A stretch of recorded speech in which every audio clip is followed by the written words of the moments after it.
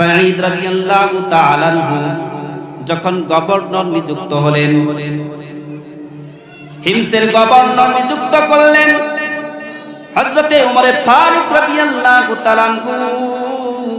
সাঈদ রাদিয়াল্লাহু তাআলা আনহুকে হিমসের গভর্নর হিসেবে নিযুক্ত করে দিলেন।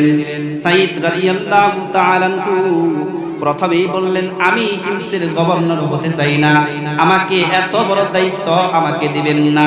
কিন্তু হযরতে ওমর ফারুক রাদিয়াল্লাহু তাআলা আনহু ঠিকই জানতেন সাঈদ রাদিয়াল্লাহু তাআলা আনহু আসলে একজন যোগ্য ব্যক্তি, গভর্নর হওয়ার যোগ্য।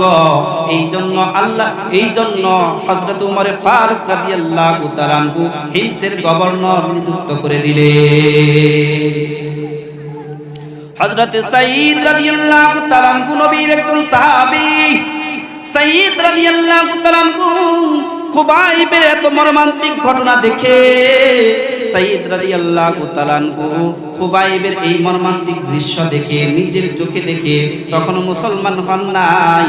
কুরাইশদের মজলিসে যাইয়া সসম্মানে কুরাইশদের মজলিসে উপস্থিত হইয়া সাঈদ রাদিয়াল্লাহু তাআলা আনহু সঙ্গে সঙ্গে কালেমা পড়ে মুসলমান হয়ে গেলেন। সুবহানাল্লাহ। এই এত করুণ দৃশ্য দেখে সাঈদ রাদিয়াল্লাহু তাআলা আনহু কুরাইশদের একটা মজলিসে যাইয়া কালেমা পড়ে মুসলমান হয়ে গেলেন। এবার কালেমা পড়ে মুসলমান হওয়ার পর ওই কাফিরের দলেরা সাঈদ রাদিয়াল্লাহু তাআলা আনহুর উপর নির্যাতন চালাইতেছে, অত্যাচার চালায়। এবার সাঈদ রাদিয়াল্লাহু তাআলা আনহু অন্যান্য সাহাবীর মতো মক্কা ছেড়ে মদিনায় হিজরত করে, বাধ্যতামূলক মক্কা থেকে মদিনায় হিজরত করলেন। নবীজির খিদমতে আরজ করলেন, নবীজির খিদমত সেখানে গিয়ে করতে লাগলেন। নবীজির জীবদ্দশায় ওফাত হওয়ার আগ পর্যন্ত নবীজির খিদমতেই সাঈদ রাদিয়াল্লাহু তাআলা আনহু ছিলেন। এই সাহাবী নবীজির একজন সাহাবী, যিনি খুবাইবের দৃশ্য দেখে, ঘটনা দেখে তিনি কি করলেন, এই সাঈদ রাদিয়াল্লাহু তাআলা আনহু ইসলাম ধর্ম গ্রহণ করলেন। আর ইসলাম গ্রহণ করার কারণে মক্কা থেকে তাকে মদিনায় বাধ্যতামূলক হিজরত করতে হলো, কারণ মক্কার কাফেররা সেখানে তাকে থাকতে দিল না। কিন্তু মদিনায় যাওয়ার পর নবীজির খেদমতে তিনি আরজ করলেন, আর তিনি সেই খেদমতের দায়িত্বটা পেলেন। নবীজি ওফাত হওয়ার আগ পর্যন্ত সাঈদ রাদিয়াল্লাহু তাআলা আনহু নবীজির খেদমত করলেন। এরপরে হযরত সাঈদ রাদিয়াল্লাহু তাআলা আনহু হযরতে ওমর ফারুক রাদিয়াল্লাহু তাআলা আনহু হিমসের গভর্নর নিযুক্ত করলেন। সাঈদ রাদিয়াল্লাহু তাআলা আনহু বললেন, এত বড় দায়িত্ব আমাকে আপনি দিয়েন না, এত বড় দায়িত্ব আমাকে দিয়েন না, কারণ এই দায়িত্বের ভার আমি সামলাইতে পারবো না। কিন্তু হযরত ওমর ভালো করেই জানেন যে এই সাঈদ রাদিয়াল্লাহু তাআলা আনহু এমন একজন ব্যক্তিত্ব, এমন একজন ব্যক্তি যিনি অবশ্যই এই হিমসের গভর্নরের দায়িত্ব পালন করতে পারবে। এবার তিনি নিযুক্ত হলেন।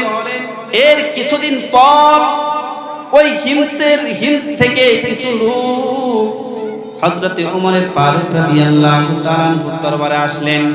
হযরত ওমর ফারুকের দরবারে এসে হিমসের সকল মানুষের দায়িত্ব, এতিম যারা আছে, যারা অভাবে চলে, অভাব অনটনের মধ্যে চলে, সব কিছুর তালিকা হযরত ওমর ফারুক রাদিয়াল্লাহু তাআলা আনহুর সামনে পেশ করলে। যে হিমসের যত অসহায় এতিম বাচ্চারা আছে, এতিম মানুষ আছে, অসহায় মানুষ আছে, সকলের একটা তালিকা হযরত ওমরের দরবারে পেশ করলেন। এবার হযরত ওমর সেই হিমসের যেই তালিকাটা ছিল সেটা বের করে যখন হযরত ওমর দেখতে থাকে, একে একে দেখতে থাকে, তখন সর্বপ্রথম যার নাম দেখলেন তিনি হইলেন হযরতে সাঈদ রাদিয়াল্লাহু তাআলা আনহু। তখন হযরত ওমর উপস্থিত ওই লোকদেরকে বললেন যে এটা কোন সাঈদ, এটা কোন সাঈদ যার নাম সর্বপ্রথম এই তালিকাভুক্ত করেছেন। তখন ওই লোকগুলো বলতেছে যে আমাদের হিমসের যেই গভর্নর হযরতে সাঈদ রাদিয়াল্লাহু তাআলা আনহু, তিনার নামই সর্বপ্রথম এই ভাতার মধ্যে লিপিবদ্ধ করা হয়েছে, এই গরিবের মধ্যে লিপিবদ্ধ করা হয়েছে। সঙ্গে সঙ্গে হযরত ওমর রাদিয়াল্লাহু তাআলা আনহু চোখের পানিগুলো ঝরঝর করে ছাড়তেছে যে আবার কেমন গভর্নর, যার কাছে বাংলাদেশের দায়িত্ব দেওয়া হয়েছে, মনে করে বাংলাদেশের ক্ষমতা দেওয়া হয়েছে। আপনারা কি একটু চিন্তা করে দেখেন যে বাংলাদেশের দায়িত্ব দেওয়া হয়েছে, প্রধানমন্ত্রী বানায় দেওয়া হয়েছে, এর নাম যদি একটা অসহায় গরিব এতিমদের লিস্টের মধ্যে আসে তাহলে কেমন হবে না বিষয়টা? কিন্তু আল্লাহর রাসূলের সাহাবী নবীজির আদর্শকে বাস্তবায়ন করাই ছিল তাদের কাজ। নবীজির আদর্শকে বাস্তবায়ন করাই ছিল তাদের কাজ।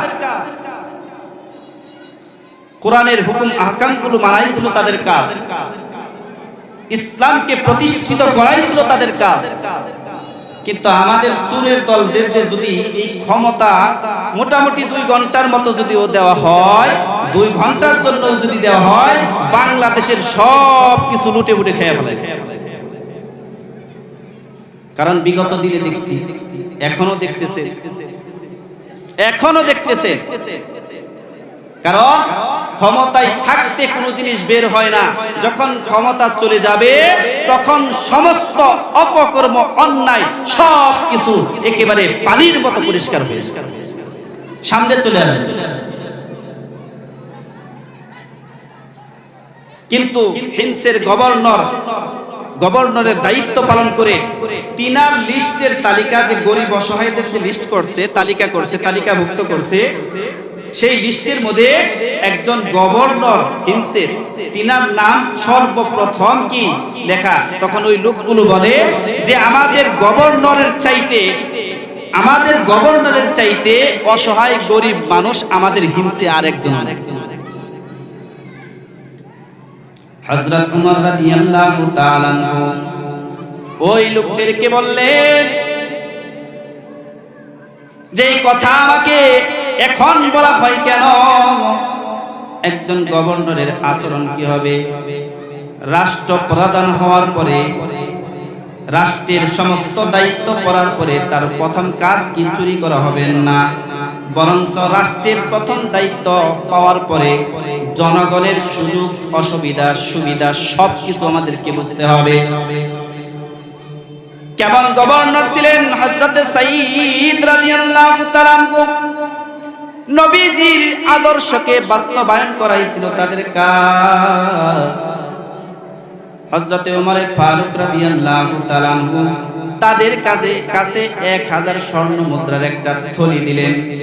1000 স্বর্ণ মুদ্রা তাদের কাছে দিয়ে বললেন, তোমাদের গভর্নর হযরতে সাঈদ রাদিয়াল্লাহু তাআলা আনহুর কাছে এই 1000 স্বর্ণ মুদ্রার এই থলি পৌঁছায় দিবা, আর বলবা যে আমি হযরতে ওমর রাদিয়াল্লাহু তাআলা আনহু এই 1000 স্বর্ণ মুদ্রা তার প্রয়োজনে খরচ করার জন্য দিয়েছি। যখন ওই লোকগুলো হযরত ওমরের দরবার থেকে ওই হিমসের যখন গভর্নরের কাছে আসে, সর্বপ্রথম ওই যে 1000 স্বর্ণ মুদ্রা তাদের গভর্নরকে দান করেছিলেন, দিয়েছিলেন, ওই 1000 স্বর্ণ মুদ্রা হিমসের গভর্নর হযরত সাঈদ রাদিয়াল্লাহু তাআলা আনহুর হাতে তুলে দিয়ে বললেন যে হযরত ওমর ফারুক রাদিয়াল্লাহু তাআলা আনহু আপনাকে এই 1000 স্বর্ণ মুদ্রা আপনাকে দান করে দিয়েছে। 1000 স্বর্ণ মুদ্রা আপনাকে দান করে দিয়েছেন, পাঠাইছেন। এই কথা শোনার পরে হযরতে সাঈদ রাদিয়াল্লাহু তাআলা আনহু বলতেছেন ইন্না লিল্লাহি ওয়া ইন্না ইলাইহি রাজিউন। বলেন কেন আপনি এটা বললেন? তখন উপস্থিত লোকদেরকে বললেন যে আমি যে ভাতাটা আমি বাইতুল মাল থেকে যে ভাতাটা পাই, যেটা আমি রাষ্ট্রীয় সম্পদ থেকে পাই, আমার ওর চাইতে বেশি আমার আর দরকার নাই। আমি 1000 স্বর্ণ মুদ্রা দিয়ে কি করব? এটা আমার দরকার নাই। আমাকে যা দেওয়া হয় এটাই আমার জন্য যথেষ্ট। এই কথা বলে হযরতে সাঈদ রাদিয়াল্লাহু তাআলা চিন্তিত হলেন, চিন্তায় পড়ে গেলেন। হযরতে সাঈদ রাদিয়াল্লাহু তাআলা চিন্তায় পড়ে গেলেন। হযরতে সাঈদ বাড়িতে যাওয়ার পর চিন্তা করতেছে। এবার সাঈদ রাদিয়াল্লাহু তাআলা স্ত্রী স্বামীর মন ভালো না দেখে স্বামীকে জিজ্ঞাসা করতেছে, ও প্রাণের স্বামী, কি হয়েছে আপনার? কি হয়েছে একটু খুলে বলুন। এবার সাইদ রাদিয়াল্লাহু তাআলা বলতেছে যে হযরত ওমর ফারুক রাদিয়াল্লাহু তাআলা আমার জন্য 1000 স্বর্ণ মুদ্রা আমার পরিবারের জন্য পাঠাইছে হাদিয়া, কিন্তু আমি সাইদ যেই ভাতাটা পাই রাষ্ট্রীয়ভাবে ওই ভাতাটাই আমার জন্য যথেষ্ট, ওর চাইতে বেশি আমার আর দরকার নাই, ওর চাইতে বেশি আমার দরকার নাই। আমি আমার সম্পদ বাড়ার কারণে আমি আশঙ্কা করতেছি যে ফিতনায় উপনীত হই, কারণ সম্পদ থাকলে মানুষের ভিতরে অহংকার চলে আসে। এই জন্য সাহাবায়ে কিরাম বলতেছে, সাহাবায়ে কিরামরা সম্পদের মোহে পড়েন নাই। সাইদ রাদিয়াল্লাহু তাআলা আনহু বলতেছে যে সম্পদ আমার কাছে চলে আসছে, আমি মনে করি আমার কাছে দুনিয়াটা চলে আসছে, দুনিয়া চলে আসছে, কিন্তু আমি তো দুনিয়া চাই না। যে সম্পদ যে হযরত ওমর ফারুক রাদিয়াল্লাহু তাআলা আনহু আমাকে দিয়েছেন এতে আমি খুশি না, বরং আমি বেজার। এইবার বিবিকে ডাক দিয়ে বলতেছেন এই যে সম্পদগুলো দিয়েছে এই সম্পদগুলো আমাদের কোনো কাজে আমরা লাগাইতে চাই না, এই সম্পদগুলো আমি গরিব অসহায় এতিমদের মাঝে দিয়ে দিতে চাই। এবার স্ত্রী তিনি বললেন হ্যাঁ অবশ্যই আপনি এই সম্পদগুলো গরিব হিমসের যত গরিব আছে অসহায় আছে এতিম বাচ্চারা আছে এদেরকে আপনি এই সম্পদ দান করে দেন। সুবহান। হযরতে সাইদ রাদিয়াল্লাহু তাআলা আনহু কি করলেন, এই সম্পদগুলো 1000 স্বর্ণ মুদ্রা সব কিছু হিমসের যে গরিব অসহায় আছে তাদের মাঝে বন্টন করে দিলেন, তাদের মাঝে বন্টন করে দিলেন। কি ধার্মিক স্ত্রী তাদের ছিল, এই কাজে ভালো কাজে তারা সম্মতি জানাইলেন। তিনি সম্মতি জানিয়ে বললেন যে হ্যাঁ গরিব অসহায়দের মাঝেই এগুলো আপনি বন্টন করে দেন।